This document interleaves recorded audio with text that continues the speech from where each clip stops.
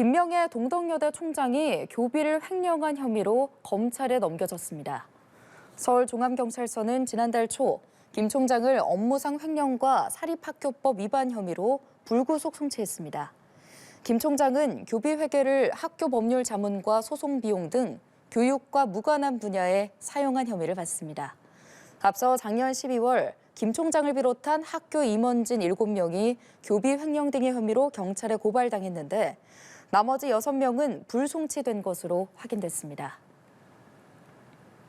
동덕여대에서 흉기 난동을 벌이겠다는 취지의 협박글을 게시한 10대 여성이 경찰에 붙잡혔습니다.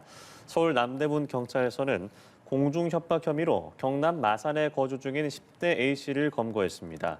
A씨는 지난 3일 자신의 SNS에 영어로 학교 갈 준비가 됐다는 문장과 함께 흉기가 든 가방 사진을 게시한 혐의를 받습니다.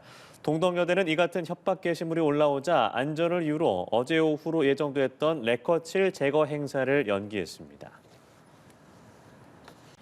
지난해 레커칠 시위가 벌어졌던 동덕여대가 학교 구성원이 함께하는 레커칠 제거 작업을 할 예정이었지만 온라인에 올라온 칼부림 협박글에 행사를 잠정 연기했습니다. 동덕여대는 오늘 홈페이지에 최근 온라인상에 학교를 대상으로 한 위협성 글이 확인돼 현재 경찰과 관련 사항을 협의 중이라며 행사에 참여하는 구성원의 안전이 우려돼 부득이하게 일정을 잠정 연기하게 됐다고 밝혔습니다. 당초 동덕여대는 오후 2시 지난해 시위의 상흔처럼 곳곳에 남겨진 레커칠을 학생, 교수, 직원이 함께 지우는 레커칠 제거 행사를 개최하려고 했습니다. 이른바 레커칠 시위로 몸살을 앓았던 동덕여대가 오는 2029년 남녀공학 전환을 선언했습니다. 학내 구성원 의견을 반영한 공론화위원회 권고안에 따른 겁니다. 하지만 총학생회가 반발하며 자체적으로 학생 총투표를 시작하면서 1년 전 갈등이 되풀이될 조짐을 보이고 있습니다. 차승은 기자입니다. 건물벽과 바닥이 빨간 레커칠로 뒤덮이고 학교 설립자 흉상은 밀가루와 페인트로 범벅이 됐습니다. 지난해 11월 동덕여대 학생들은 남녀공학 전환 논의에 반발해 학교를 점거하고 농성을 벌였습니다. 대학 본부는 공학 전환 즉시 철회하라! 철회하라! 철회하라! 철회하라! 이후 학교 측이 총학생회와 공학 전환을 함께 논의하는 공론화위원회를 구성하기로 하며 시위는 일단락됐는데 약 반년 만에 논의 결과가 나왔습니다. 학생, 교수, 직원, 동문의 의견을 동일한 비율로 수렴한 결과 공학 전환 의견이 여대 유지 의견보다 높게 나왔다며 공학 전환을 권고한다는 결론을 내렸습니다. 이에 동덕여대는 공론화의 의견을 수용해 2029년부터 공학 전환을 시작하겠다고 선언했습니다.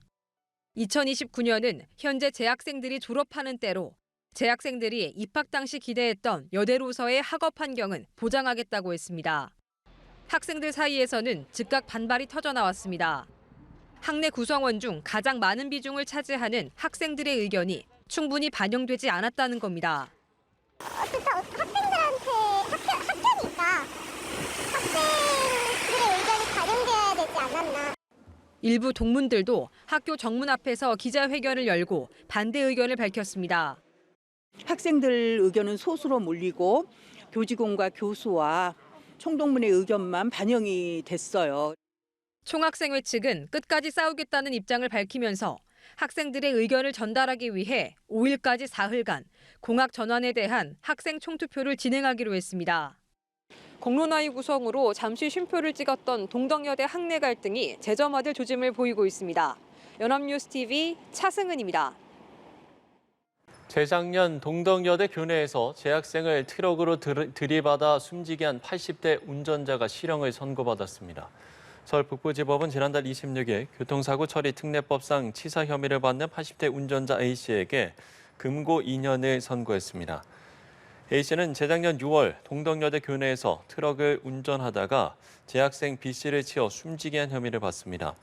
재판부는 브레이크를 제대로 조작하지 못한 과실로 주의 의무 위반 정도가 매우 중하다면서도 A씨가 반성하는 태도를 보이는 점, 트럭에 보험이 가입돼 일부 피해 회복이 이뤄진 것으로 보이는 점 등을 반영했다고 양형의 이유를 설명했습니다. 지난해 남녀공학 전환 논의에 반발하며 교내에서 점거 농성을 벌인 동덕여대 학생들이 검찰에 넘겨졌습니다. 서울경찰청 광역수사단 형사기동대는 지난 24일 동덕여대 재학생 등 22명을 재물손괴와 업무 방해 등 혐의로 검찰에 불구속 송치했습니다. 경찰은 동덕여대 학생 38명을 공동 재물손괴 혐의 등으로 입건해 수사를 진행해 왔으며 이 중 16명은 증거 불충분 등의 이유로 불송치했습니다. 학생들은 앞서 지난해 11월 학교 측이 충분한 논의 없이 남녀공학 전환을 논의한다며 24일간 본관을 점거하고 교내 시설물에 레커칠한 혐의를 받고 있습니다. 동덕여대가 지난해 남녀공학 전환 논의에 반발해 학교 점거 농성을 벌인 학생들에 대한 고소를 모두 취하했습니다. 학교 복구 문제는 추후 머리를 맞대기로 했는데요. 약 반년 만에 동덕여대 학내 갈등은 봉합 수순을 밟게 됐습니다. 차승은 기자입니다. 학내 곳곳에 대자보가 붙어 있고 건물 벽과 바닥에는 레커칠이 가득합니다. 설립자 형상은 밀가루와 페인트를 뒤집어 썼습니다. 학생들이 점거한 본관문은 청색 테이프로 봉쇄됐습니다. 지난해 11월 동덕여대 학생들은 학교 측의 남녀공학 전환 논의에 반대하며 24일간 본관 점거 농성에 나섰습니다.